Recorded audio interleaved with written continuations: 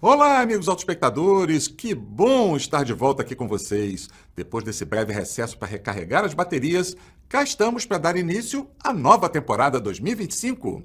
Cenário novo, quadros novos, participantes novos, dinâmicas novas. Se vocês já gostavam do programa, agora vão gostar ainda mais. Então confiram em apenas um minuto os destaques dessa edição.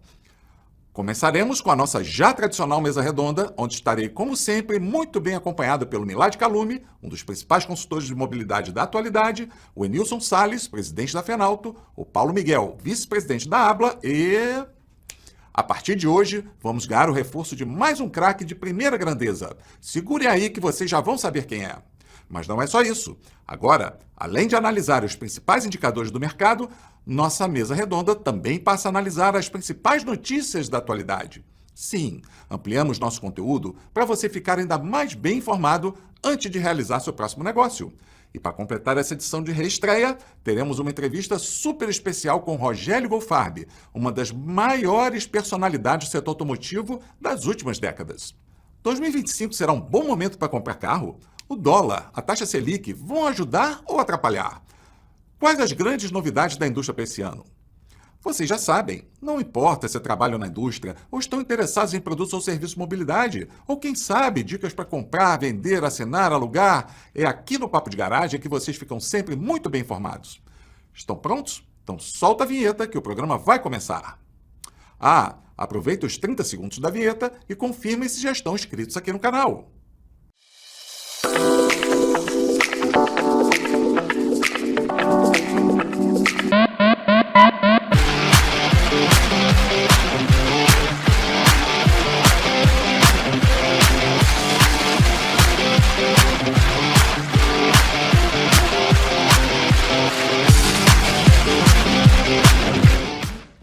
Agora sim, olá, autoespectadores! Sejam muito bem-vindos a mais uma edição do Papo de Garagem.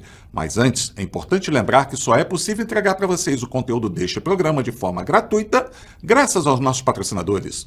GWM do Brasil, Continental Parafusos, Nemac e Unidas. Além deles, também somos apoiados pela ABLA, ABVF, Fenalto, IKEA, SAE e SAE for Mobility. Visite os sites de todos eles para saber o que podem fazer por vocês. Os links estão aqui embaixo na descrição. Bom, como viram na abertura, teremos hoje nossa super mesa redonda e uma entrevista muito especial, recheada de informações importantes para vocês. Então, vamos de imediato chamar a mensagem do nosso patrocinador master, a GWM do Brasil. Em poucos segundos estaremos de volta.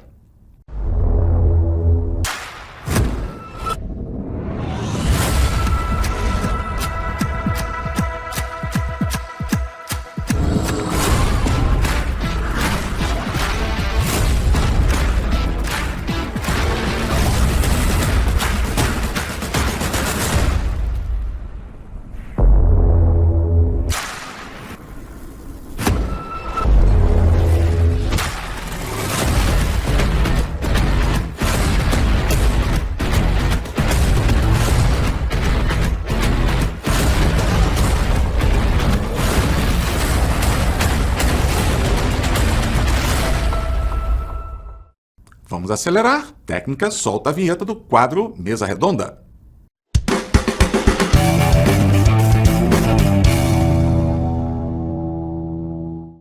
Antes de começar a nossa mesa redonda, gostaria de agradecer imensamente o apoio crescente de vocês ao nosso programa, pois mesmo com o recesso de janeiro, já superamos a incrível marca de 950 mil visitas, marca que somente a audiência fiel de cada um de vocês foi capaz de viabilizar. Muito obrigado de coração. E se vocês assim permitirem, vamos juntos rumo ao primeiro milhão.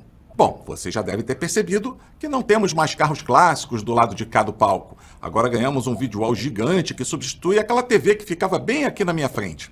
Também tem um spoiler que hoje teremos a estreia de um outro super craque para reforçar ainda mais o timaço da nossa mesa redonda. Então, juntem-se a mim para saudar os nossos participantes. Milad Calume, um dos principais consultores de mobilidade da atualidade. Enilson Salles, presidente da Fenalto. Paulo Miguel, vice-presidente da ABLA. E agora também conosco, Ricardo Bastos, presidente da BVE, Associação Brasileira de Veículos Elétricos.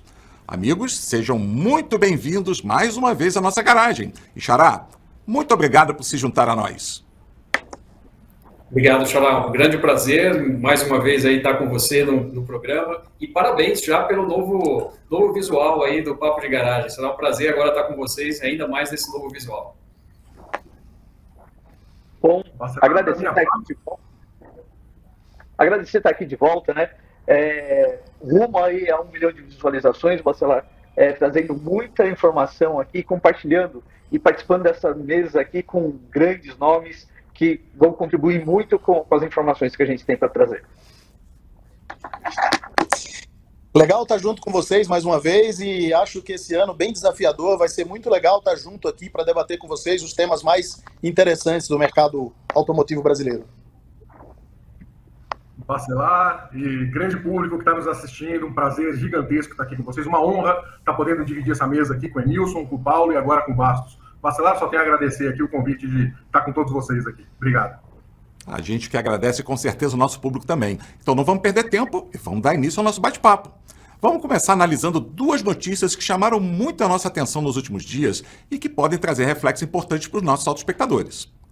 Essa matéria, reproduzida em diversos periódicos, nos conta que o presidente da Argentina, Javier Milei, decidiu promover a partir deste mês uma forte redução de impostos, em alguns casos efetivamente zerar esses impostos sobre carros de luxo e elétricos, o que deve viabilizar uma redução do preço entre 15% e 20%.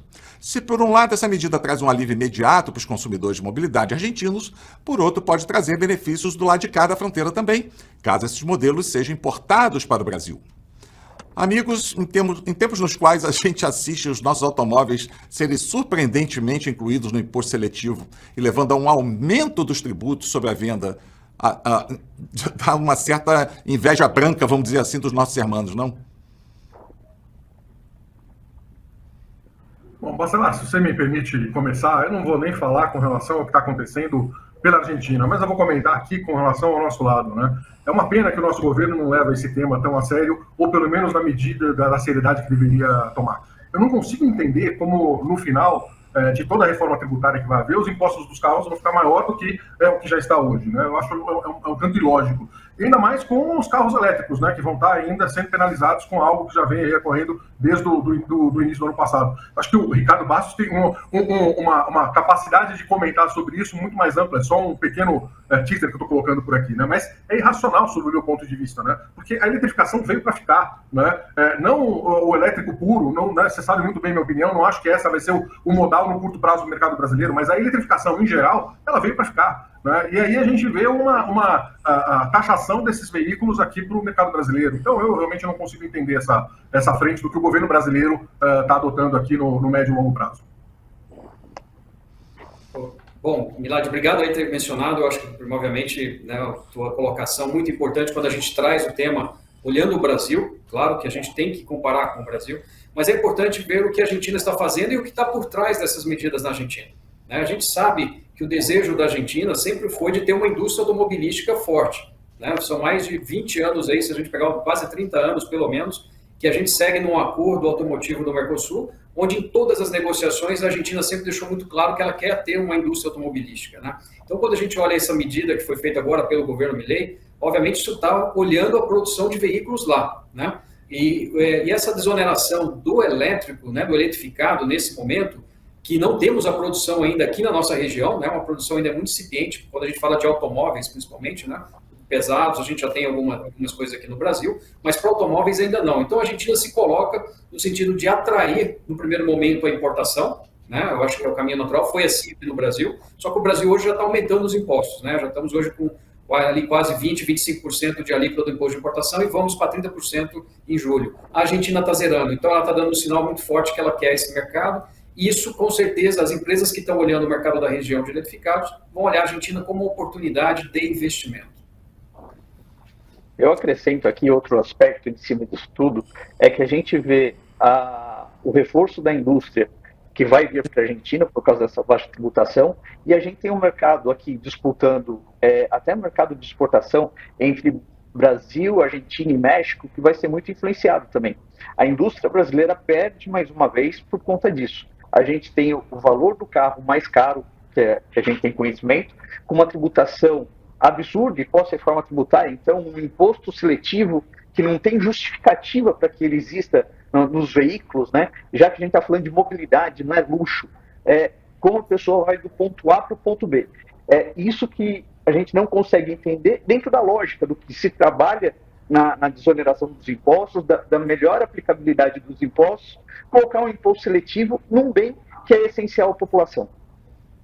Eu só complementaria, e acho que o meu comentário vai muito em defesa da BVE, que é impossível você ter uma argumentação de que o imposto do pecado, entre aspas, é um imposto que vai punir tudo que seja nocivo ao cidadão, tudo que seja algo que tenha agressão à natureza.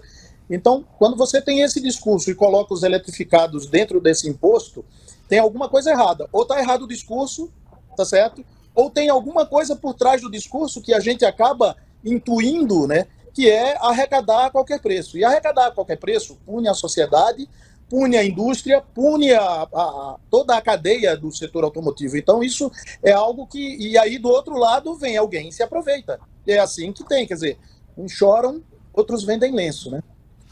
Pois é, né? Se eu pudesse complementar vocês, né? Vamos lembrar que um dos grandes motes desse governo era trabalhar para reindustrialização, né? Era acelerar uma reindustrialização do país. Mas tomando medidas como essas, parece um absoluto contrassenso, né? Era uma grande oportunidade, se só houvesse a reforma tributária, e tem uma série de questões para discutir sobre ela, mas no caso específico dos automóveis, né? A ideia era cair dos 40% em média que a gente tem hoje, para casa ali dos 26%, já daria um alívio, né? Não seria o ideal, mas já daria um belo alívio. Mas aí você coloca os veículos dentro dessa nova categoria de imposto e você ultrapassa, né? Tem a perspectiva de ultrapassar os 40% que já eram muito, muito elevados, né? Mas, enfim, vamos torcer que até lá, até a implementação, essa medida possa ser revista. Não é possível, existe um clamor, muita gente reclamando, quem sabe, assim como em outros temas o governo recuou, possa recuar nesse também, né? Mas tem uma outra matéria, igualmente de grande repercussão, que está em tela, que trata da chegada de mais montadoras chinesas, que somadas às que já estão em operação por aqui, somarão um total de 16 fabricantes. Se de cara não é difícil imaginar o impacto no nível de concorrência, e quem sabe até redução do ticket médio dos carros 0 km, quem sabe até por tabela dos usados, né, Nilson? A depender do modelo de operação, poderemos assistir aqui um incremento dos postos de trabalho, de qualificação de mão de obra, de ampliação do acesso a novas tecnologias de ponta, quem sabe até um incremento dos projetos de instalação de pontos de recarga. O que vocês pensam sobre isso? Vamos começar com o Milad agora. Beleza. Bom, algumas coisas que eu tenho para falar. A indústria chinesa, especificamente, ela não veio para brincar. A gente já várias vezes conversou sobre isso. Ela está com design, está com tecnologia, está com qualidade no produto, né? É claro que tudo vai depender daquilo que o mercado acabar recepcionando. Eu imagino que essas maiores empresas, elas estão fazendo a lição de casa de forma extremamente correta. Elas estão atendendo os anseios do consumidor, estão com produtos qualificados no mercado brasileiro, estão atendendo aquilo que o consumidor está esperando dos teus produtos. É claro que a gente não tem uma futurologia para entender como vai ser o comportamento de todos esses veículos daqui 4, 5, 6 anos, né? Principalmente quando acabar a garantia da afamada bateria que todo mundo comenta. Eu tenho minha opinião, eu entendo que as baterias vão durar muito mais do que isso, mas de qualquer forma é o grande receio que o consumidor geral, e também grande parcela de quem nos escuta aqui, tem com relação ao veículo elétrico. Então, assim, eu acho que as indústrias estão fazendo a lição de casa, estão atendendo o consumidor, estão trabalhando no pós-venda, estão criando fábricas aqui, estão criando postos de trabalho aqui no mercado brasileiro. Acho que elas estão indo para o caminho correto. Fala aí, Nilson. Bom, eu entendo, eu como um liberal, eu entendo que buscar a evolução pela competição é sempre melhor do que buscar a evolução pelo protecionismo.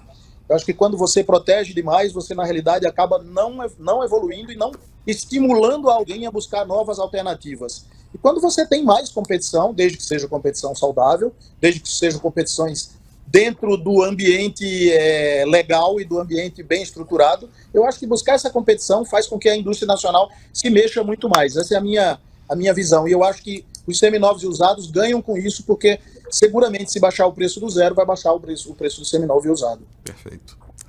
Paulo, você comenta alguma coisa aí? Olhando agora pelo mercado, vamos falar, olhando para as locadoras, né? O que a gente tem visto com a chegada das marcas chinesas, elas estão vindo muito bem estruturadas do que a gente via no passado, que eram marcas que vinham, olhavam o mercado, não tinham um suporte adequado aos clientes aqui. Hoje não, hoje todas as marcas que estão vindo, as que já estão, e as que estão vindo para o Brasil, estão vindo mais estruturadas. São empresas capitalizadas na China, que têm condição de fazer investimento. Então, que vem para o mercado brasileiro e consegue atender toda a demanda. Isso que é importante, principalmente no pós-venda, né? Que é algo que reflete muito as marcas importadas. Olha, Ricardo, ficar por último tem uma vantagem, que a gente pode dizer que concorda com todos os outros, né? Isso sempre é bom. Porque eu gostaria de concordar e mais ainda reforçar que quem ganha, em primeiro lugar, com isso é o consumidor. É o consumidor brasileiro, né? Com a tecnologia, com as tecnologias novas que estão chegando, não é só o powertrain, não é só, né, a motorização, a gente está falando de vários outros elementos, inclusive de segurança também, não só de diversão, de entretenimento no carro, mas também de segurança. Né? A China tem uma escala gigantesca, então ela consegue colocar itens no carro e o carro chegar em preços razoáveis nos mercados. Então, um primeiro ganho, que eu concordo com todos, é o do consumidor. Eu acho que tem uma sequência, né? E aí quando a gente fala de regras claras, transparentes, goste ou não, o nosso imposto de importação está subindo, outras coisas estão acontecendo, a regra do novo sistema tributário vai ser igual para todos, né, que estão aqui produzindo no Brasil, ou até mesmo importando. Então, eu acho que os investimentos estão vindo para fazer do Brasil uma base de produção. Né? Já existem, já estão acontecendo. Só da BVE esse ano nós vamos ter 2 montadoras de automóveis que vão inaugurar fábricas aqui no Brasil. Fábricas que estavam fechadas anteriormente foram adquiridas e vão ser reabertas agora nesse ano 2025. E a gente tem outros projetos vindo. Na semana passada eu tive a oportunidade de encontrar também alguns representantes dessas empresas, né, de algumas dessas que você sinalizou aí das 16, né? Mas eu encontrei com 3 executivos semana que vem de 3 empresas diferentes. E dessas 3 que vão vir ao Brasil, pelo menos 2, eu acredito que vão estar com projetos de produção também aqui no Brasil. Então, eu acho que é importante esse lado da comercialização do consumidor, mas eu acho que também da economia, do investimento que vai vir ao Brasil, para o Brasil ser um produtor de veículos eletrificados, principalmente automóveis, que ele ainda não é hoje. Amarrou muito bem, Xará.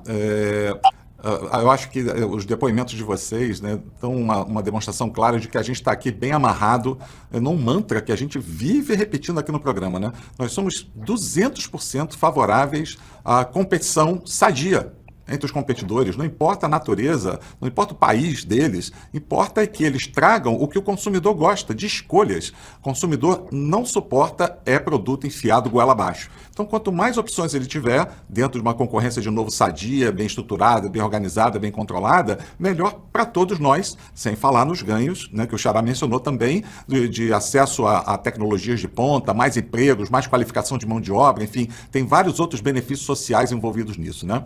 Bom, vamos começar agora a nossa fase aí de análise do comportamento do mercado no mês passado, né, com os nossos indicadores. Eu vou começar com você, Milad. O que você conta para a gente sobre a largada dos veículos novos em 2025? Bacelar, a gente começou o ano de forma negativa olhando dezembro, mas é normal. Normalmente, em dezembro se vende muito veículo. Em janeiro a gente costuma ter muito gasto pessoal, né? Tem uma série de aspectos que acabam influenciando a venda de veículos. Então, assim, a comparação correta deveria ser com relação ao mesmo mês. E nesse sentido a gente se saiu bem. Foram mais de 160 mil unidades esse mês de janeiro, sendo que o aumento de 4%, mais de 4% para os carros e de 8,5% quase para os comerciais leves. Então, assim, a gente começou o ano nesse ponto de vista de uma forma bem interessante. No combinado, mais de 5% de aumento. Então está extremamente positivo.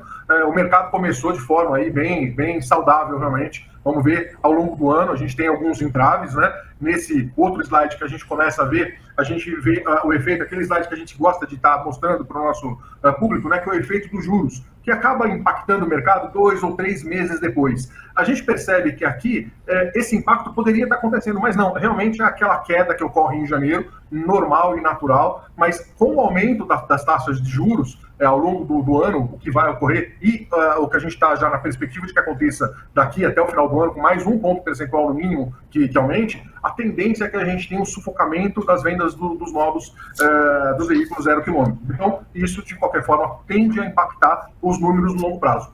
Com janeiro, foi um mês bem satisfatório. Bom, por fim, o que eu gosto também, a gente gosta de estar apresentando esse slide que mostra aí o comparativo dos segmentos, né? Uma surpresa bem interessante aí foi uma queda dos hatchbacks, né, que despencaram ali dos 27,5% para 20,5%, né, de dezembro para cá, e um aumento de mais de 7% com relação às SUVs e de 1% das picapes, né? Então, isso eu imagino que seja pontual agora, que ao longo do tempo aí haja um equilíbrio, porque o hatchback ainda tem uma força competitiva no mercado brasileiro bem forte. Bom, dando sequência, Paulo, vamos falar então das compras das locadoras e a relação entre vendas direta e varejo? Vamos lá. Esse mês de janeiro foi um mês de compras muito baixas das locadoras. As locadoras compraram em torno de 19.300 mil carros. 19.300 carros, né? E é o menor número na comparação dos últimos 5 anos. Foi um mês de janeiro muito fraco. Realmente, nós ficamos com 12% da venda direta, né? A venda direta ficou em torno de 40%, mas a compra das locadoras foi muito baixa. Isso dezembro já teve um viés de baixa, janeiro está uma baixa, e é um pouco isso em cima do preço do carro, né? E o que está refletindo diretamente na precificação das locadoras. Realmente é uma situação preocupante. Eu vou dar uma sequência aqui e perguntar para o Enilson, né, porque a gente falou dos carros zero em geral, falamos agora das compras das locadoras e dessa relação de venda direta. Agora, Enilson, e no lado dos usados, hein, como é que foi o cenário de janeiro? Vocês ainda seguem naquele embalo do recorde do ano passado? Aliás, já esquecendo, parabéns pela façanha. Bom, o ano passado realmente foi um número sensacional, foi o maior número da série histórica, mas abrindo agora o mês de janeiro, apesar da gente comparar janeiro a janeiro do ano passado, o crescimento seja 2,1%, a gente já percebe uma desaceleração. Não vale a pena comparar janeiro com dezembro, porque, do mesmo jeito que o Milad já falou, janeiro contra dezembro eu tenho uma certa injustiça, né? Porque o mês de dezembro realmente é um mês muito aquecido. Mas se a gente olhar janeiro a janeiro, né, o crescimento é de 2,1%. Então a gente ainda está crescendo. Mas olha que coisa interessante, a taxa de crescimento do ano passado foi de 9,2%, e a taxa de crescimento ano a ano está sendo de 2,1%. Portanto, a gente já percebe claramente que tem uma desaceleração nas vendas. A ver para os próximos meses, mas o primeiro número de janeiro, apesar de ser positivo comparando com janeiro do ano passado, a gente já percebe uma certa desaceleração. Você quer que eu já entre nas regiões? Não, você ia falar sobre as faixas de idade, né? Houve alguma diferença significativa quando a gente faz aqueles cortes por faixa de idade? Então, Bacelar, na faixa de idade a gente consegue ver, sempre a gente vai ver, eu sempre chamo a atenção para vocês, que o 13 anos acima, que são os velhinhos, eles sempre estarão ganhando de todos os outros anos por uma questão de aritmética, de você saber que tem um intervalo aberto versus 3 intervalos fechados, ou seja, 0 a 3 anos, intervalo fechado, 4 a 8 anos e por aí vai, intervalos fechados, 13 a mais, intervalo aberto. 13 a mais anos de uso, cresceu 10,9%, 11%, tá certo? E em segundo lugar, o 0 a 3. O 0 a 3 é fortemente influenciado pela venda de carro 0 km. Então, quando vende muito carro 0 km, o 0 a 3 acelera, porque na realidade uma troca acontece e rapidamente alguém se apropria, seja pessoa jurídica, seja pessoa física, do carro que foi dado na troca. Então isso daí é natural. Mas se configurar uma desaceleração na venda do 0 km, que é o que aparentemente está começando a aparecer, a gente vai ver cada vez mais as taxas de veículos mais antigos girando muito mais rápido, porque a primeira faixa de 0 a 3 anos é muito influenciada pelo 0 km. Sim. Agora, para a gente fechar essa nossa primeira rodada, o nosso primeiro giro, né? Jará, e os veículos eletrificados, como é que se comportaram?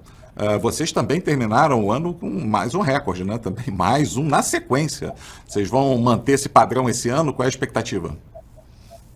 Olha, Ricardo, nesse ano, até para fazer coro aí, tudo que a gente já viu em janeiro, é um crescimento, mas um crescimento moderado. Eu acho que não tem como ser diferente no mercado que está acontecendo. É natural essa acomodação, né, em função do cenário econômico, né, macroeconômico, taxas de juros, dólar também, que acaba impactando. Lembrando que grande parte dos eletrificados que a gente tem no Brasil, principalmente ainda nesse primeiro semestre, é importado. Talvez no segundo semestre, com a chegada de mais produção nacional, a gente consiga equilibrar. Está crescendo, o mercado cresceu. Aí é que nós fizemos também um ajuste nessa estatística agora da BVE. Nós excluímos da consideração do mercado de eletrificados os micro-híbridos, né, também conhecidos como híbridos leves ou mild, né, em inglês. Nós resolvemos tirá-los da estatística. Nós vamos continuar acompanhando, eles saem, eles aparecem o número, mas não são considerados mais eletrificados do ponto de vista das nossas informações para políticas públicas e para definições. Então, mesmo excluindo eles, nós tivemos crescimento, né, nós tivemos um crescimento de 13%.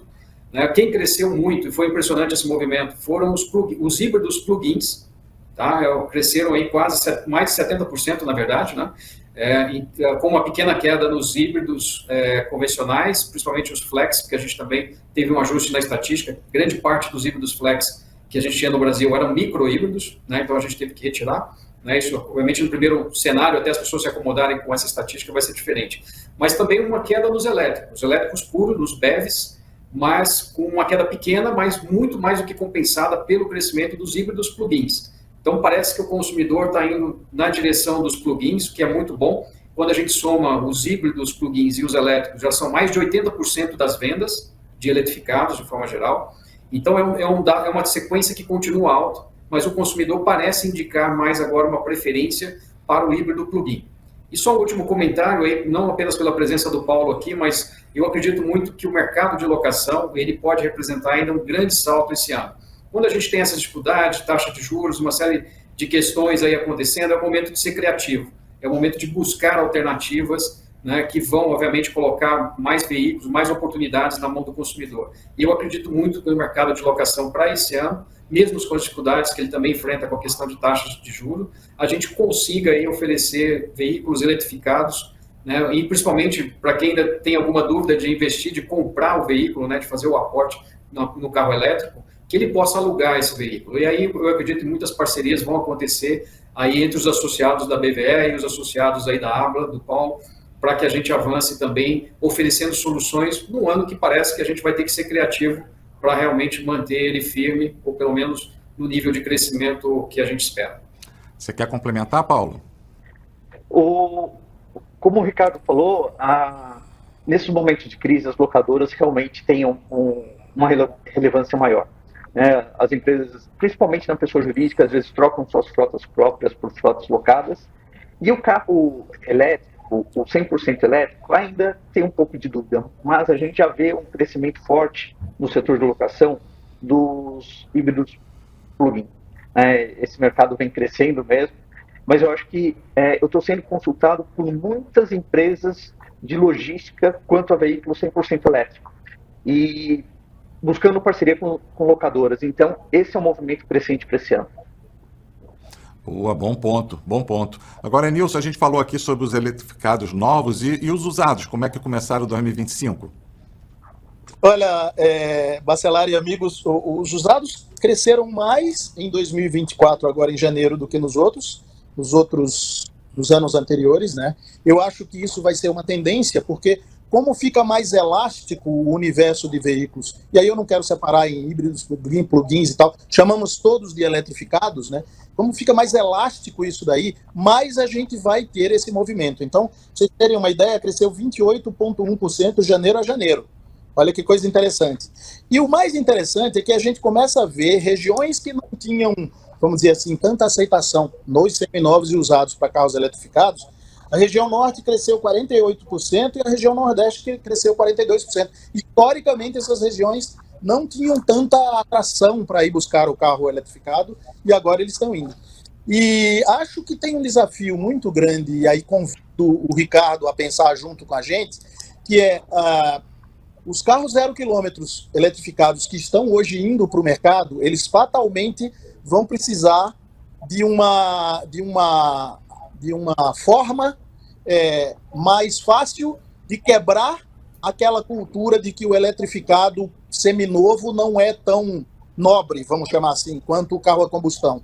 E a gente precisa quebrar esse ciclo, e acho que a gente começa a quebrar esse ciclo, porque a gente já começa a ver os carros com 4 a 8 anos de uso crescendo 65%, quando em outros anos quebrados a gente tem 35% de crescimento no 9 a 12 e no 0 km crescimento de 20%. Então, o que a gente começa a ver é que, ao descer os degraus de tempo de uso, existe uma tendência natural a esse mercado ficar mais aquecido, apesar da base ainda ser pequena hoje. Foi muito interessante esse teu... Oi, Xará, pode falar.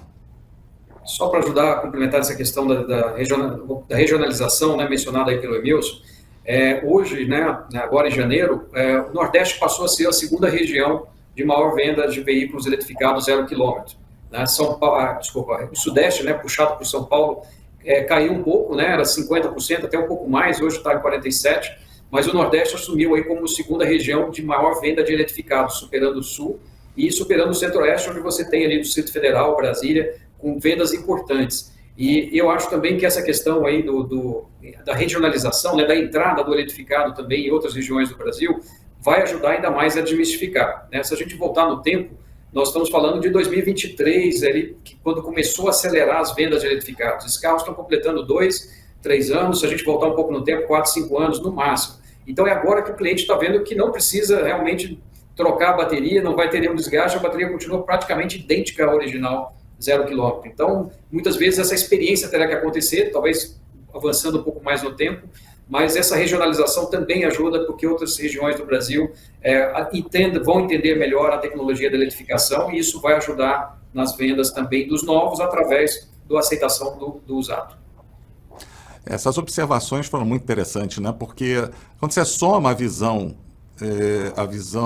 regional, né, que o Emilson trouxe, Ricardo complementou, com essa visão de usados especificamente, eu acho que são 2 sinais inequívocos de que esse subsegmento está cada vez mais maduro no Brasil.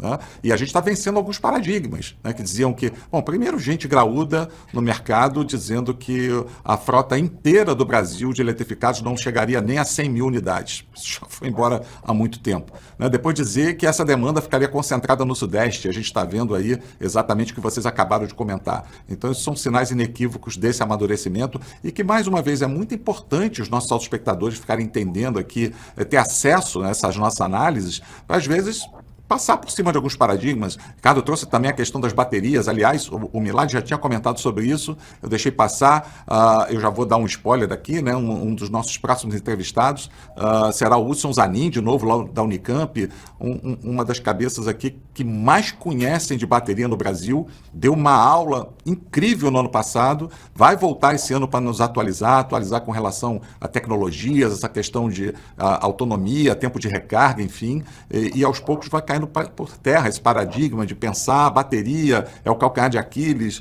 não vai durar, e aí o que é que eu vou fazer? Vai baixar, né? vai desvalorizar o valor do meu carro, enfim. Aos poucos a gente está vendo que o diabo não é tão feio quanto tentavam pintar, né?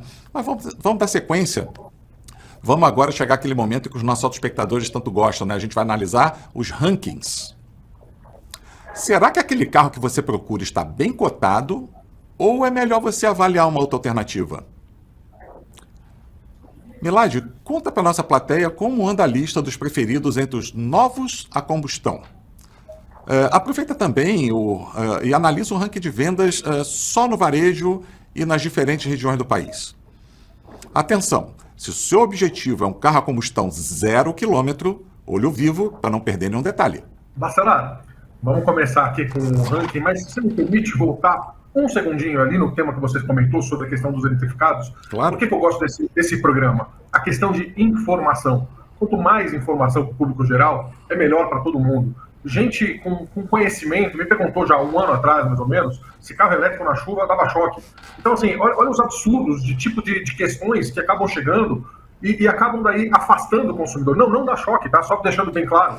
Então, assim, isso é muito importante, a gente conseguir divulgar boas informações para o mercado. E esse programa é parte desse processo. Então, é um dos motivos que me atrai, tanto poder falar para o público em geral, para um público especializado também da indústria que está nesse mercado. Então, assim, é muito bacana conseguir compartilhar um pouquinho de conhecimento. Bom, com relação ao ranking, né, voltando aqui ao que mais interessa, o que a gente verifica, né, no primeiro mesmo ano, a gente não tem muita conversa do que pode fazer. A gente né, muita alteração com relação ao que tem, porque o comparativo só tem de janeiro. De qualquer forma, a gente verifica que a estrada já entra com um destaque bem grande, né? O ano passado a estrada, e de uma forma surpreendente, ela ficou em primeiro lugar nas vendas, e ela está se mantendo agora em janeiro também como primeira posição, seguida do Polo. Aí a gente vê as SUVs logo entrando na quarta posição, que tem o Tracker e o T-Cross. o Creta logo na sequência, depois do Argo. Então, assim, a gente tem um mix muito grande, da mesma forma como aconteceu em janeiro do ano passado. A Hilux faz presença nesse ranking logo no começo do ano, o que chama muito a atenção pelo valor agregado que a Hilux acaba tendo, né? Já no ranking dos veículos no varejo, ou seja, eliminando todo e qualquer tipo de venda direta, ele mostra aí uma aceitação do público geral, né? Não aquele que vai para o PCD, não aquele que vai para as grandes locadoras, não aqueles que vão para a Abla, né? Não São Paulo. De qualquer forma, a gente tem aqui um ranking da onde o consumidor afinal acaba chegando, né? E aqui a gente verifica o Creta, né? O Hyundai Creta liderando, tal como liderou também ano passado, e a própria empresa acabou divulgando isso como sendo, dentro do mercado de varejo, o líder de vendas do ano passado. Ela começa aqui o ano dessa mesma forma. E aqui a gente tem um domínio muito interessante das SUVs, mostrando e corroborando lá com aquele gráfico que a gente já viu antes, que as SUVs, elas são dominantes aqui no mercado brasileiro, né? O ranking segue completo, a gente não vai ficar passando todos, mas olha que interessante aqui no final, os eletrificados da BYD aparecendo, né? A gente tem essa movimentação cada vez mais. Lembrando que uma vez esses carros estando dentro do consumidor final, ele vai estar, dentro de algum tempo, dentro do mercado de usados, né? E aí o Enilson vai ter cada vez mais aí possibilidade de estar conversando conosco sobre esse tipo de veículo, e aí o Ricardo Bastos conseguindo colocar ainda a cereja do bolo para a gente. Então, olha só, né, num tema desse daqui a gente consegue falar com todo mundo. Por região, que é um tema que a gente começou a falar no final do ano passado, a gente mostra de fato a grande diferença que tem o mercado brasileiro, né? Então a gente vê a estrada dominando quase todas as regiões, mas no sul a Tracker domina, né? E aí, de fato, a gente vê aí algumas alternâncias, se bem que alguns veículos aí aparecem em quase todos os rankings, né? O Polo aparecendo em quase todos, exceto no sul. Enfim, você tem aí uma variação grande, mas de acordo com as necessidades de cada região. Você vê aí uma Ranger no centro-oeste, né, peculiar dentro da região. Igualmente, a gente verifica aí uma Hilux na região norte, em terceiro local. E aqui na região sudeste, uma questão dos veículos de entrada, da estrada, que é dominante também, mas uma T-Cross, um Polo, que são veículos mais urbanos, né? Então, essa grande diferença que existe dentro do mercado brasileiro, a gente consegue verificar também por intermédio desse ranking regionalizado que a gente tem de venda de zero em janeiro, né? Então, é isso. Fico por aqui e aguardo aí o comentário dos nossos colegas aqui sobre essas questões. O Paulo já tinha comentado lá no início da nossa rodada que não foi um mês de muitas compras, né, das locadoras, vendas diretas em geral. Então, a gente esperava que não houvesse grande influência nos rankings, mas, de qualquer forma, como são entidades que compram em bastante volume, como a gente sempre fala aqui, né, para os nossos espectadores, é importante estar de olho no que eles estão comprando também, né, como um indicador adicional de compras. Paulo, como é que vocês se comportaram aí na compra de veículos 0 km nesse início de ano? Em termos de rankings, né, perdão. Sim, Bacelar. Olhando aqui para o slide dos modelos das locadoras, a gente olha uma grande compra dos hatchbacks, começando Argo, Polo, Mobilite, Onix, dominaram. A gente tem ali Strada e Saveiro, que geralmente sempre estão presentes no ranking das locadoras, e como SUV, só o T-Cross no ranking das 10 mais. O que vem trazendo, que as locadoras têm falado nos últimos meses aí, é uma mudança no perfil de compra das locadoras. As locadoras passaram a comprar mais modelos de entrada, né, mais os hatchbacks, diminuíram a compra dos SUVs, e ali de vez em quando entra um sedã, como entrou o Cronos aqui, mas o sedã é um carro pouco comercializado pelas locadoras. Apesar desse mês a gente ter ficado só em 12 e teve um número relevante de venda direta de 40%, né, a gente deve ter tido muita venda ainda nesse começo do ano para agronegócio e para PCDs. E talvez isso até bagunce um pouco o levantamento do que a frota nas vendas diretas. Porque o PCD é um que geralmente compra SUV e ajuda a aumentar o número de vendas de SUV, como o Milad falou. Então, as compras das locadoras esse mês não servem muito de referência. Faz todo sentido, né, Paulo? Agora, Nilson, e com relação aos usados a combustão, ainda a combustão, né? Não importa se carros, comerciais leves, teve alguma movimentação nesse ranking aí? A gente está falando de início de ano, né? Mas alguma coisa que tenha chamado sua atenção e vale algum tipo de destaque? Afinal de contas, a gente está falando aí do subsegmento que mais movimenta automóveis em volume aqui no Brasil, não é mesmo? Então, Bacelar, realmente é um número muito grande, né? 15 milhões 777 mil comercializados, então, para virar um transatlântico demora muito mais. Então, a gente continua com o Gol lá na frente, né, disparado, mas tem uma coisa interessante, e aí eu estou falando, só para repetir aqui para os amigos, nós estamos falando de seminovos e usados, que é totalmente embolado com a margem 0,2 entre eles, o Onix, o Palio 1 e o HB20. Eles estão completamente embolados ali, né? E se a gente tivesse que colocar, porque aqui eu separo as picapes leves dos altos, mas se eu jogasse as picapes leves, a Estradinha entraria nesse bololô também aí.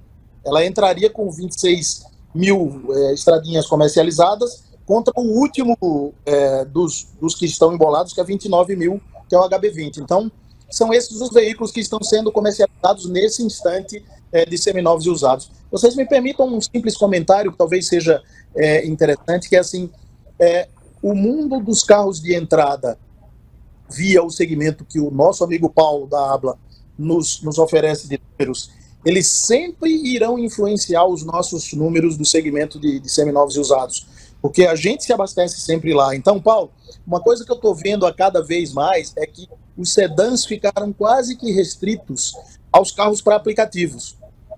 E as locadoras e os consumidores finais, na realidade, eles começam a receber os hatchbacks e também trafegar um pouco pelos SUVs. E o sedã vai ficar cada vez mais jogado ali no carro de aplicativo. Você concorda? Olha, não sei se no carro de aplicativo, mas boa parte neles. A gente tem uma parte de sedã ainda que atende uma parte de vendedores e diretoria de empresas, mudando ali para um modelo como Virtus, às vezes até um HB20 sedã, né, acaba atendendo essa margem também. Mas tem uma parte deles que está indo para motores de aplicativo, sim.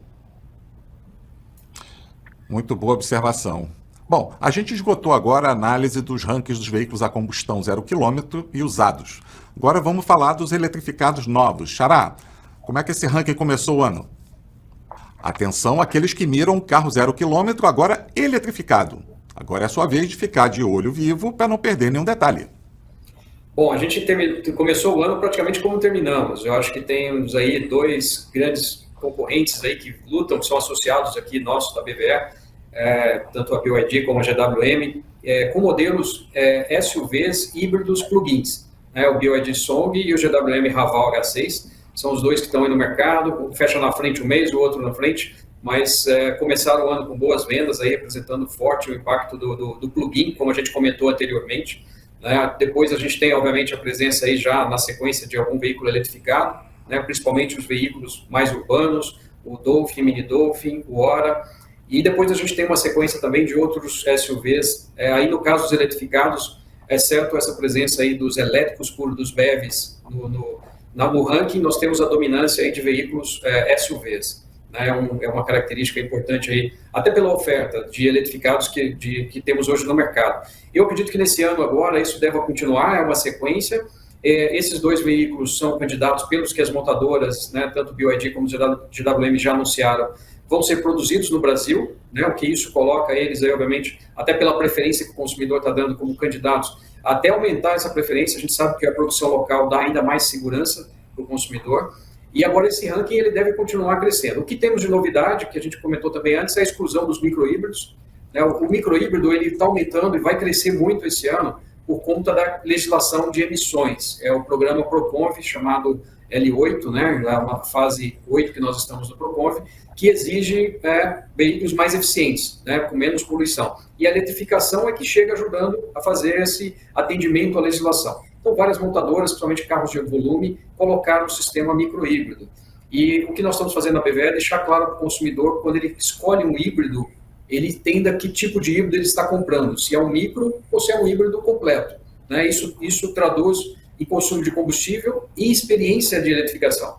Normalmente, os híbridos, que a gente chama de completos, eles já entregam a experiência elétrica. São baterias maiores, ele tem já uma certa distância que ele percorre só no motor elétrico, e o motor elétrico funcionando mais vezes. Os microhíbridos, eles já são só um motor auxiliar, um sistema auxiliar ao motor combustão.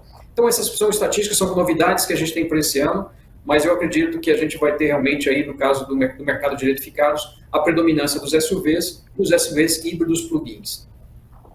Ricardo, foi muito bom você ter feito esse comentário, porque por uma coincidência enorme, o Uber que eu peguei para vir para cá, para o estúdio, ele estava fazendo um comentário exatamente sobre esse aspecto e, assim, ele se sentiu enganado na venda que fizeram para ele, né? Assim, usando uma expressão bem literal da parte dele, né? E isso é um comportamento que a gente não deseja, né, para o nosso consumidor. Muito pelo contrário, está aqui o nosso papel de ajudar a esclarecer os nossos consumidores de que tipo de modelo está se falando, quais são as diferenças, para que ele possa tomar as decisões dele sempre muito bem embasado, né?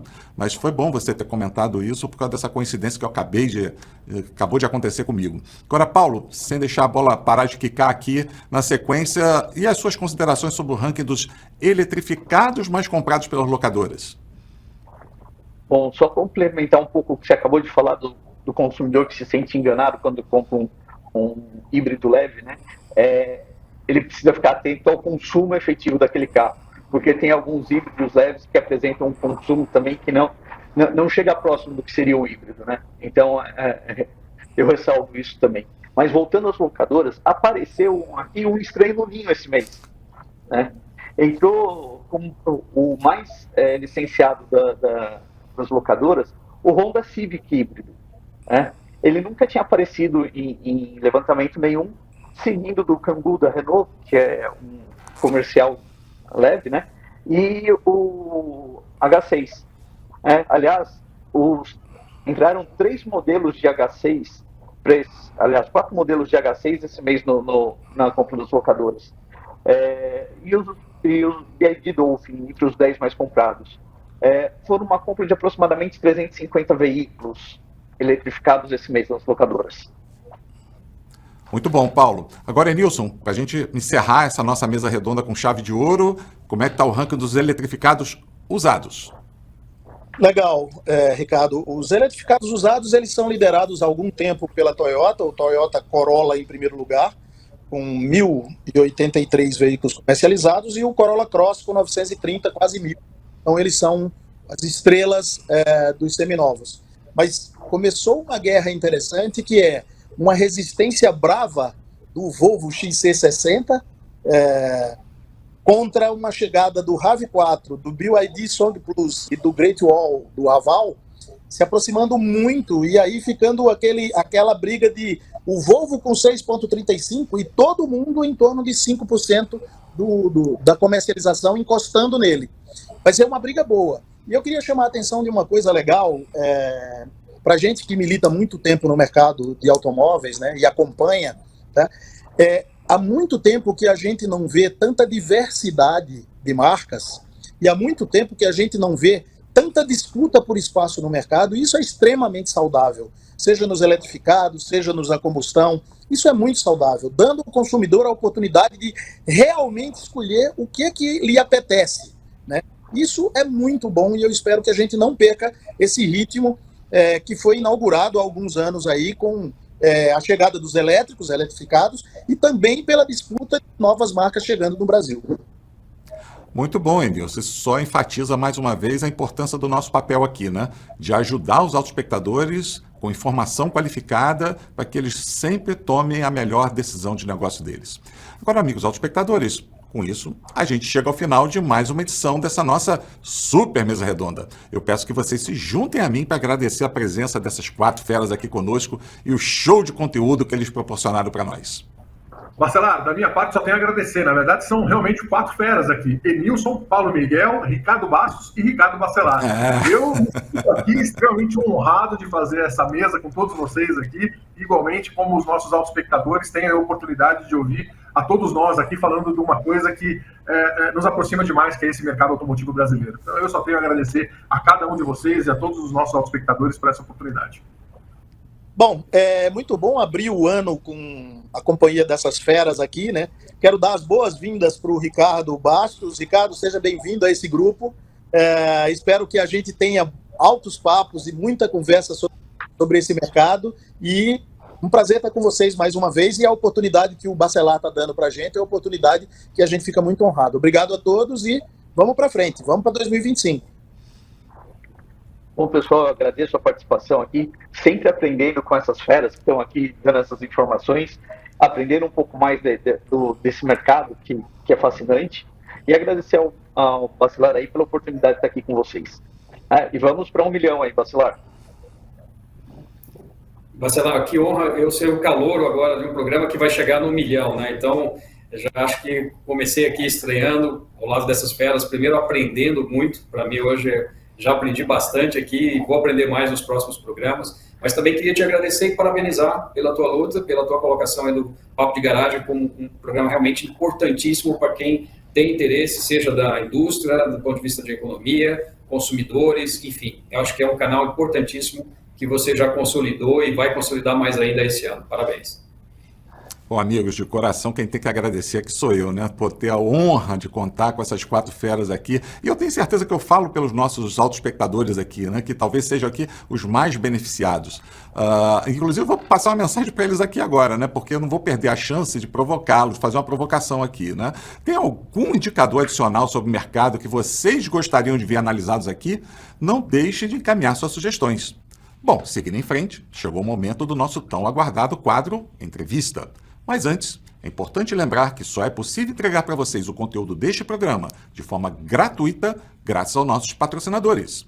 GWM do Brasil, Continental Parafusos, Nemac Unidas. Além deles, também somos apoiados pela Abla, ABVE, Fenalto, IKEA, SAE e SAE for Mobility. Visite os sites de todos para saber o que podem fazer por vocês. Os links estão aqui embaixo na descrição. Agora sim, técnica, solta a vinheta do nosso quadro Entrevista.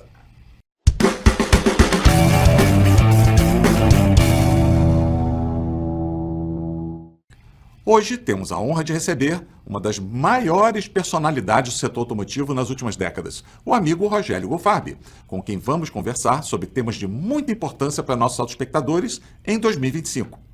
Rogério possui extensa carreira no setor automotivo, ocupando posições de alta liderança em empresas globais como Ford e Volkswagen, com sólida experiência nas áreas de engenharia, planejamento de produto, finanças, vendas e marketing, além de forte comprometimento com o desenvolvimento de equipes de alta performance, focadas em inovação e experiência do consumidor.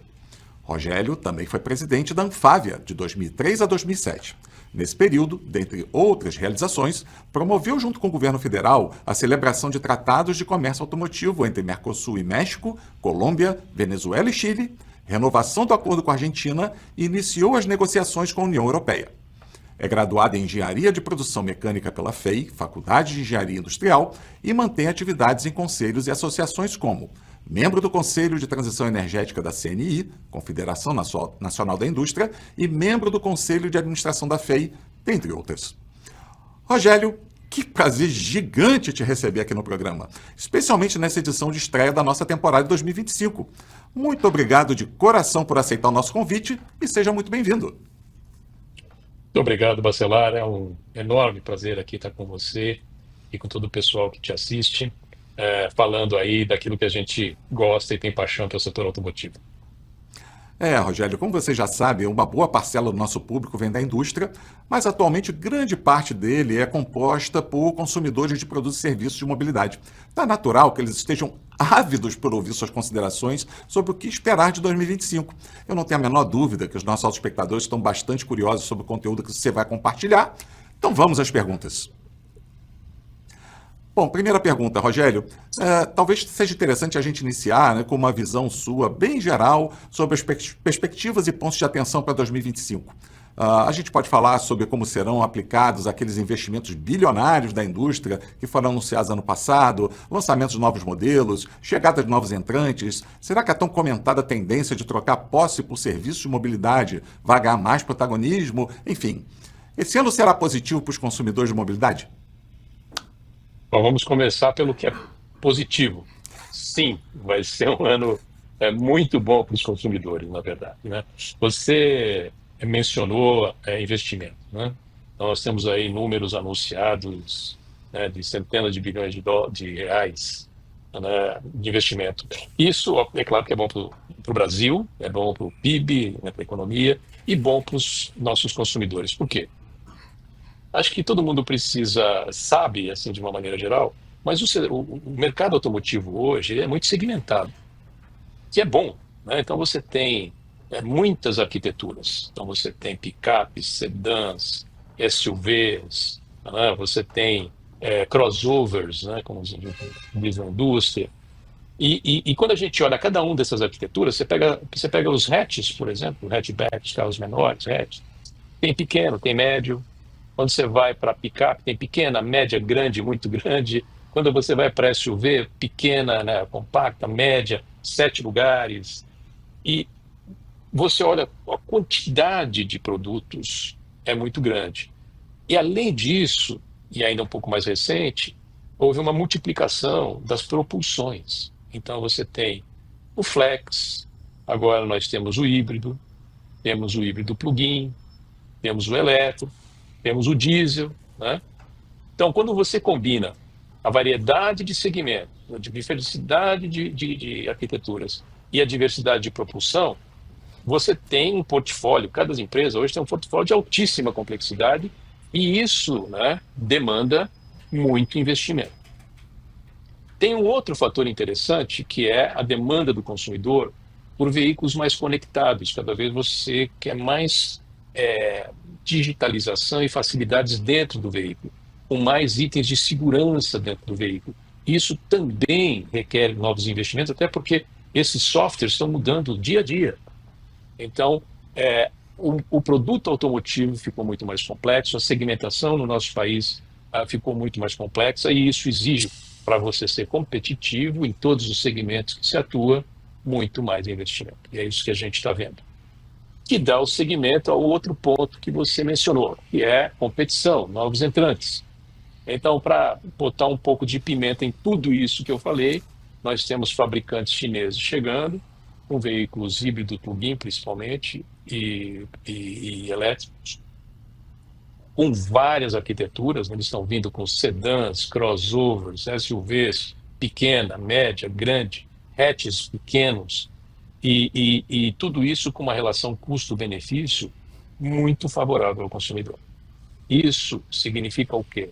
Muita pressão competitiva entre todos os atores automotivos no mercado, sejam eles fabricantes ou importadores. É uma dinâmica enorme, complexa e que, obviamente, favorece o consumidor que pode comprar exatamente o produto que ele precisa para o tamanho da família, para a sua atividade, estilo de vida, com as tecnologias que ele gostaria de ter, dentro, obviamente, das suas limitações orçamentárias. Então, hoje o Brasil é um mercado muito próximo dos grandes mercados do mundo.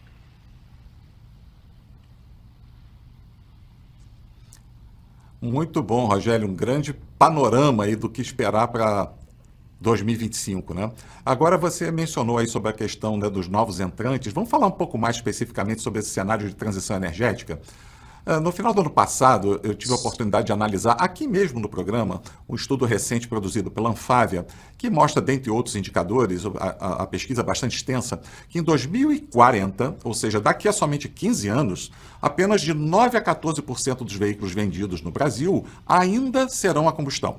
E em relação aos demais, ou seja, os que não serão a combustão, 40 a 55% deles serão elétricos puros, serão os conhecidos como BEVs, né?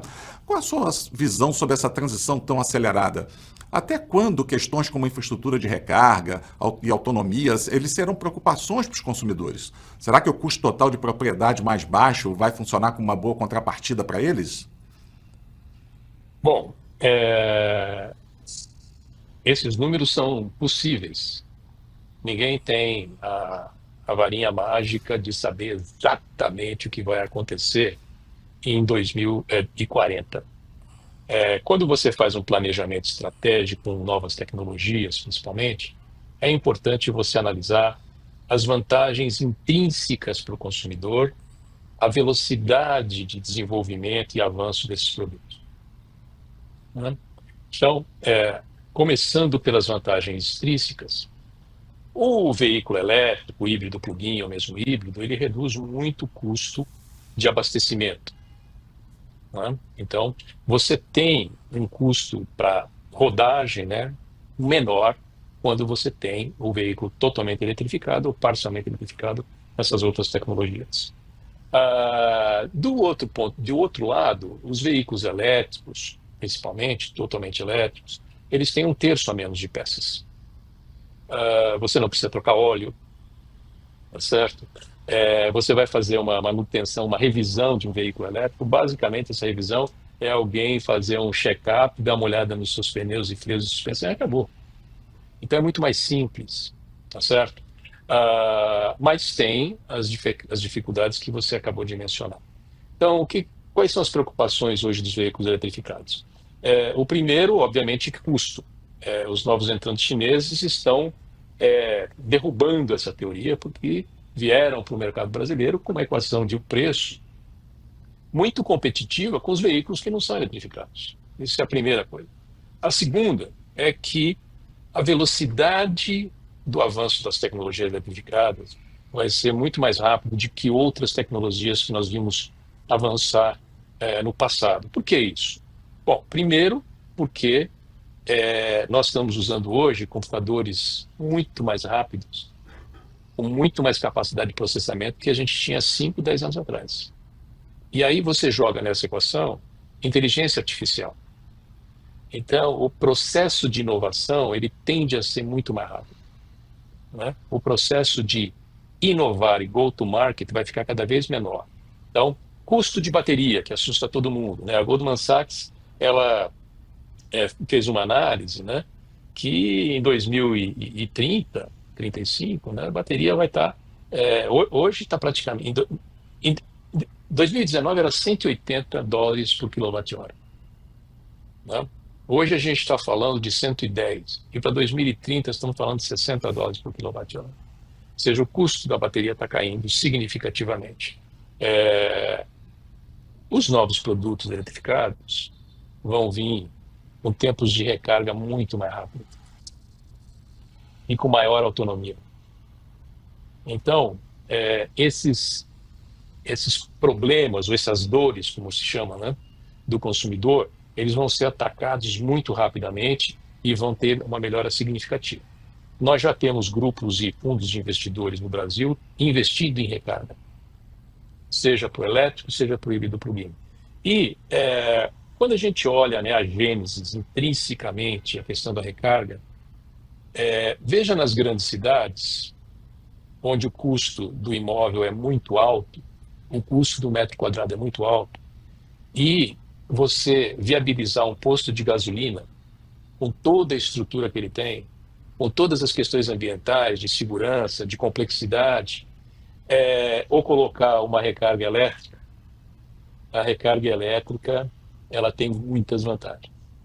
Mas para isso, o que acontece? Ela precisa ser muito rápida. Né? E o tempo de recarga está caindo.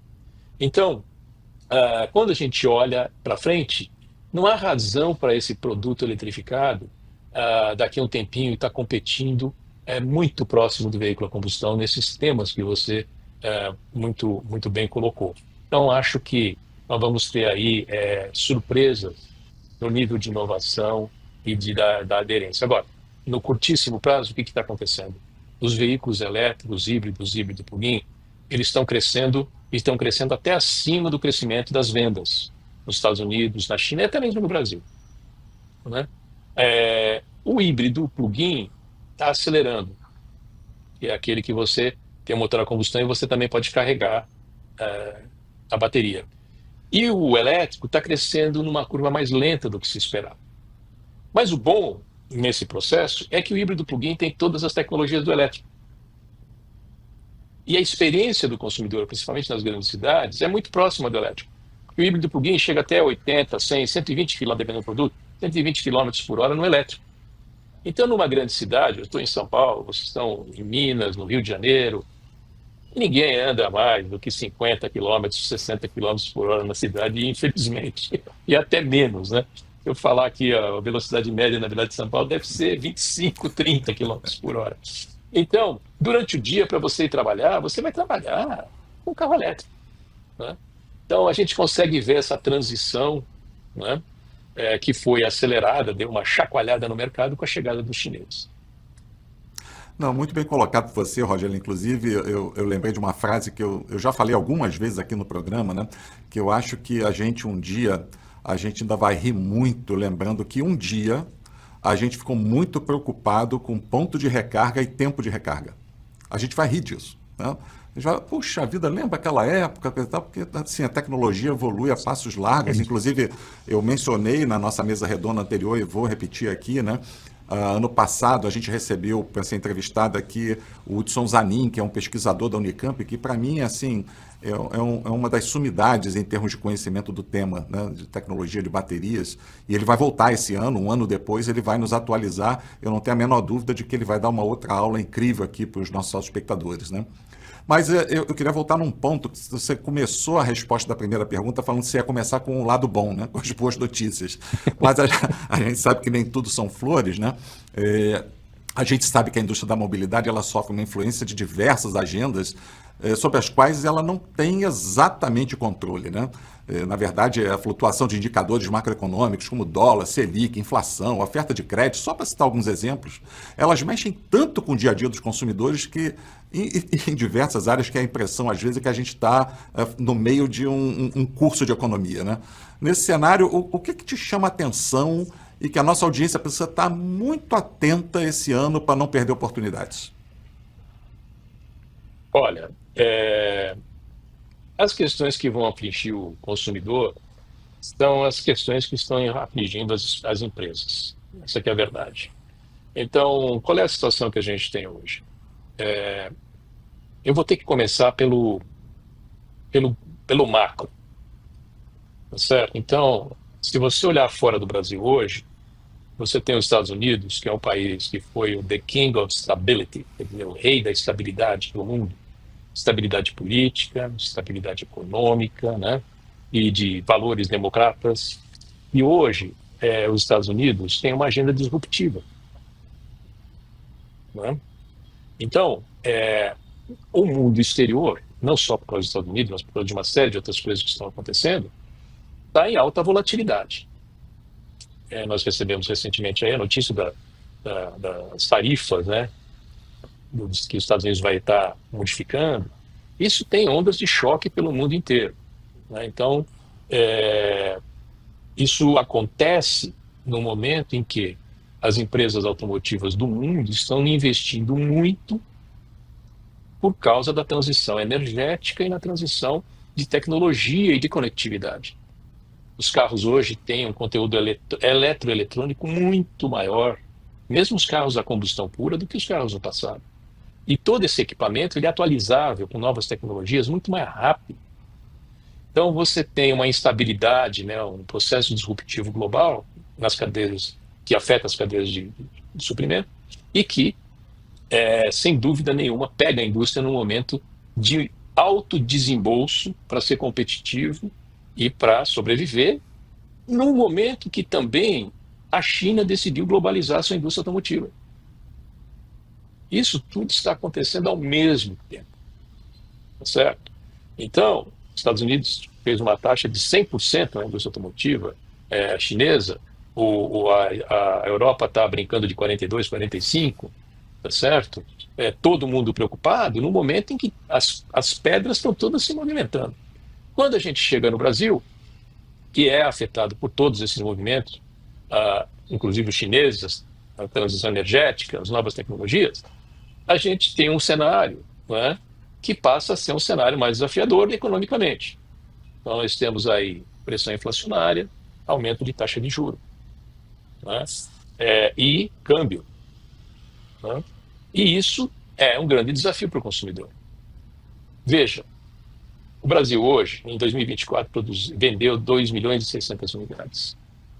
Somente 44% foi financiado, o resto foi à vista. E as taxas de juros não eram essas que vão ser agora. O que significa isso? Que 56% das vendas, Bacelar, foi para gente que tinha dinheiro em caixa. Isso restringe muito o espaço, né, de compra. No mundo inteiro se vende carro financiado. O que vende carro é financiamento. E nós aqui estamos com 44%. E já foi uma certa recuperação, ela piora. Sim. Tá certo? Então, com a subida da taxa de juros, como acontece sempre, nós temos uma tendência de maior inadimplência, nós temos uma tendência dos bancos serem mais seletivos na concessão de crédito. E aí é onde a situação fica mais complicada para o nosso consumidor. Infelizmente ou felizmente, difícil saber, depende de cada um, quando você tem uma taxa de juro alta e você vai comprar um carro, e você tem dinheiro para comprar o carro à vista, que é a maior parte das pessoas que estão comprando o carro, ela vai pensar, opa, mas o que é melhor? Eu me aproveitar dessa taxa de juro para o meu bem que está aplicado, para o meu caixa que está aplicado, ou tirar esse caixa do banco, não ter essa remuneração e comprar um carro novo. Então isso coloca uma pressão, sem dúvida nenhuma, nas vendas e, obviamente, na decisão de compra do consumidor. Tá? Isso dito, né, a indústria cresceu ano passado 14,7% as vendas. Esse ano eu acabei de sair da coletiva da Anfávia de resultados. Janeiro, as vendas cresceram 6%, que é um número muito positivo para janeiro, tá certo? E se acredita que vamos crescer aí 6,5% números da Anfávia para 2025. Ou seja, vamos ter desafios sim, uma notícia que nós vamos ter que lidar com ela, porém a perspectiva é que ainda vamos continuar crescendo, o que é fundamental para o setor automotivo. Depois eu posso, não vou me estender agora, mas existe uma necessidade enorme de você crescer a venda no setor automotivo, e depois, se tiver um tempinho, a gente pode até conversar um pouco mais sobre isso. Perfeitamente. Deixa eu passar até um recado aqui para os nossos autoespectadores, né? Nossa audiência, vocês estão de olho, né? Olha quanta dica foi colocada só na resposta dessa pergunta, né? Mas eu gostaria de lembrar a vocês que vocês podem escrever suas sugestões de entrevistados para as próximas edições bem aqui embaixo nos comentários. Não perca a oportunidade de trazermos um outro super executivo da indústria, como o Rogério, por exemplo, para esclarecer todas as suas dúvidas sobre o tema da sua preferência. Voltando então, Rogério, outra agenda assim impactante, não só para a indústria da mobilidade, mas para a vida de todos nós como um todo, é a questão da reforma tributária. Se por um lado a sinalização é de uma redução do patamar atual dos impostos sobre a compra de automóveis, dos atuais 40% para mais ou menos ali 28%, que poderia inclusive aproximar o sonho do carro novo para muito mais potenciais consumidores, do outro lado, os veículos surpreendentemente foram incluídos na lista do imposto seletivo, popularmente conhecido como imposto do pecado, cuja alíquota é de 26,5%. Que pode, no fim das contas, aumentar o imposto, não reduzir, aumentar o imposto atual antes de reduzi-lo. Eu sei que você, nem eu, né, nós não somos economistas por formação, mas todos esses anos envolvidos na gestão da indústria, inclusive com muita interação, no teu caso particularmente, né, com órgãos governamentais, será que te permite esclarecer melhor essa situação para os nossos espectadores? Bacelar, no Brasil todo mundo é economista. É fato. Se o cara não entende de economia, ele está com um problema sério, viu? Porque para navegar, né, na nossa realidade, você precisa ser economista. Poxa, vamos por partes aqui, né? Reforma tributária é fundamental. É uma coisa que já devia ter acontecido. É um grande problema para o desenvolvimento do Brasil. É um grande problema para o crescimento do PIB. É inquestionável a necessidade da reforma tributária. Ela finalmente está acontecendo no Brasil. A implementação é gradual, mas essa foi a maneira possível de se trazer essa reforma tributária. Então, acho que todos nós temos que entender que a reforma é positiva e necessária. Na questão da tributação, eu não gosto de usar a expressão imposto do pecado, porque no caso do Brasil, ele não tem relação com o pecado, ele tem relação com a seletividade. Tá certo? Então, eu acho que o nome correto é imposto seletivo. E nós temos um grande problema. E aí eu vou falar de economia, e vocês aí, nossos consumidores automotivos, fiquem comigo, não vão embora. O Brasil tem a maior carga tributária no automóvel hoje, certo? Do mundo. Eu falei de juros, eu não queria entrar no detalhe, mas o Brasil hoje já é líder, está na liderança da taxa de juro real no mundo. O que é a taxa de juro real? É essa taxa que o Banco Central fala, né? Descontada a inflação. Então, o que sobra é a taxa de juro real, porque a outra parte é a inflação, que está compensando a inflação. Então, o que vale, né, a bola na rede na economia é a taxa de juro real. O Brasil hoje já se não é a maior taxa do mundo, está entre as maiores taxas reais de juros do mundo. E ainda vai subir. Tá certo? Então, quando você olha isso no setor automotivo, e você imagina esse ambiente de carga tributária e de taxa de juros que influencia a decisão de compra do consumidor e o custo de se financiar das empresas para trazer esses dinheiro para fazer os investimentos, você vê o tamanho do desafio. E não é por pouco que nós tínhamos uma indústria que vendia, em 2013, 3.800.000 veículos, números redondos, e hoje nós estamos com uma indústria de 2.600.000. Mas entendam que, estou falando aqui do negócio automotivo, que em 2013, quando a gente vendia 3.800.000, o número de empresas eram menores, o número de importados eram menores, o número de arquiteturas eram muito menores e de modelos eram muito menores.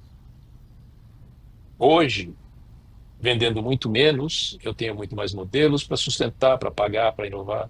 Ou seja, a equação do negócio automotivo está sob pressão.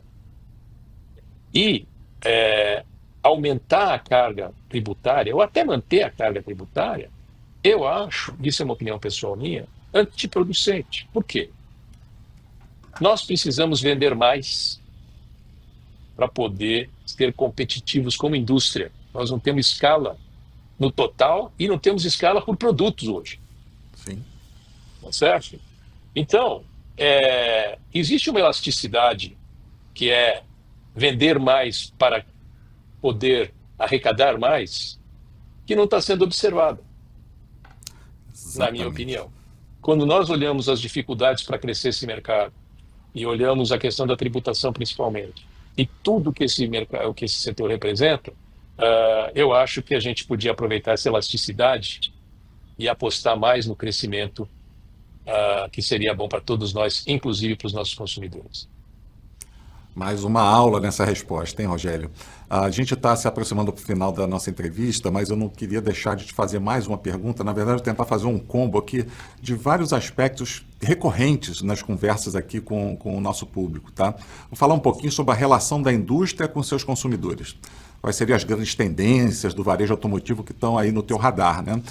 Hoje, a etapa final de venda, ela ainda está concentrada nas concessionárias, ou as interações online, hoje mais focadas, principalmente nas etapas de pesquisa e comparação de produto, elas vão avançar para as fases de negociação e fechamento. Isso é uma questão cultural. O que dizer sobre as possibilidades, por exemplo, de customização de produtos, serviços de delivery na venda, serviços de pós-venda, vão ser mais eficientes, vão agradar mais o público final, tem algumas novidades vindo. Faz um apanhado da tua visão sobre essa relação da indústria com seus consumidores, o que está por vir? Bacelar, deixa eu te falar, eu não penso em outra coisa. Esse tema é um tema importantíssimo e ainda tem muito por ser feito na indústria. Não só no Brasil, viu? No mundo inteiro. Por muito tempo ainda, a gente vai ter o que se fala, né? Na China se fala muito isso. Online e offline. O que é isso? O offline é o presencial.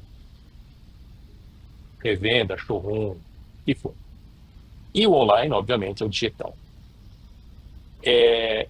Você, na jornada do consumidor, na experiência do consumidor, não pode separar uma coisa da outra mais. Certo? Então, a jornada do consumidor começa no online. E ele tem uma experiência no online. Essa experiência pode ser boa, pode ser ruim. Pode ser um site que entenda as necessidades de um consumidor que queira comprar um carro ou fazer manutenção e que rapidamente ele consegue entrar no canal que ele precisa, tá certo? E claramente entender o que ele precisa entender, ou ele pode pegar um online que é complexo, é difícil. Então, e aí, a experiência positiva do online, ela tem que passar por uma experiência positiva no offline, que é o presencial na revenda. E aí tem toda a parte de aparência e de ambiente. Né? Todos nós entramos num site que é feio, ou num site que é bonito, certo? Que é agradável, que é bacana. E você não pode ter o conflito, você não pode entrar num site maravilhoso, criar uma imagem dessa empresa fantástica, e quando você chegar na revenda, ela está suja com, estou exagerando aqui, né? Sim. Com o sinal lá da marca pendurado, entendeu? Não pode ser assim. Então, a experiência ela tem que começar lá no online, ela vai para o offline, mas ela continua no online. E quanto mais conectividade você tiver, mais você vai continuar no online. No pós-venda, por exemplo, é online. Eu tenho um problema, eu não quero ir na revenda, eu quero que resolver, marcar a hora, diagnosticar o meu problema, eu quero que um cara vá arrumar a minha bateria na rua. Tudo isso tem que ser online, é rápido. E tem que ter esse feeling, esse ambiente, essa velocidade. Né? Porque hoje as pessoas estão acostumadas, vou dar um exemplo do setor financeiro. Né? Ninguém quase mais vai em agência. Sim. Tá certo? As pessoas estão hoje, o que elas têm na cabeça como referência, uma das referências, é o setor financeiro, eu não preciso sair de casa. Então, por que eu tenho que fazer tudo isso? Por que não vê alguém pegar meu carro? Por que não leva lá? Por que já não me diz o que eu tenho que fazer? Que eu já pago com o meu cartão aqui online? Pai, essa é a base. É isso que todo mundo quer. E quando chega no automóvel, não é exatamente isso que encontra. Então, o futuro é uma integração profunda do online e offline. Cada vez mais os veículos vão estar rodando com softwares, já estão. Cada vez mais o veículo vai estar conectado com a empresa e com a rede de distribuidores. Não é? E você vai facilitar a vida. E como é que a decisão de compra vai acontecer? Já acontece hoje e vai acontecer muito mais. Você não vai comprar só a casca de metal. Você vai comprar a experiência da jornada toda. Até a hora que você decide vender o carro, o que a empresa vai fazer com esse carro? Ela vai te acolher porque você foi um consumidor, ela vai comprar isso usado, ela vai te dar um retorno positivo, ela vai te facilitar a compra do outro, de maneira simples, fácil, que você possa tomar a decisão rapidamente e não se arrepender depois. Então, todo esse processo, online, offline, é a ciência e não é fácil fazer isso. Rogério, como eu costumo dizer, conversa boa é igual tentar engarrafar, né? Não importa o tamanho da garrafa, ela está sempre cheia. Eu não tenho palavras para agradecer sua presença aqui conosco. Não tem a menor dúvida que a nossa audiência aqui está absolutamente maravilhada. Você deu uma verdadeira aula de conhecimento, entregou aqui muita informação relevante. Eu acho que participações assim do nível da sua, né, ajudam o nosso programa a manter firme a missão social, na verdade, né, de compartilhar informação independente, opinativa, qualificada, descomplicada e gratuita, para que a nossa audiência possa sempre tomar suas decisões de negócio muito bem preparados, né? E com isso, dar a nossa contribuição para o crescimento saudável do nosso ecossistema nacional de mobilidade. Obrigado demais, Rogério, pela tua participação. Falando em agradecimentos, é importante lembrar que só é possível entregar para vocês o conteúdo deste programa de forma gratuita graças aos nossos patrocinadores. GWM do Brasil, Continental Parafusos, Nemac Unidas. Além deles, Também somos apoiados pela ABLA, a BVE, Fenalto, IKEA, SAE e SAE for Mobility. Visite o site de todos eles para saber o que podem fazer por vocês. Os links estão aqui embaixo na descrição.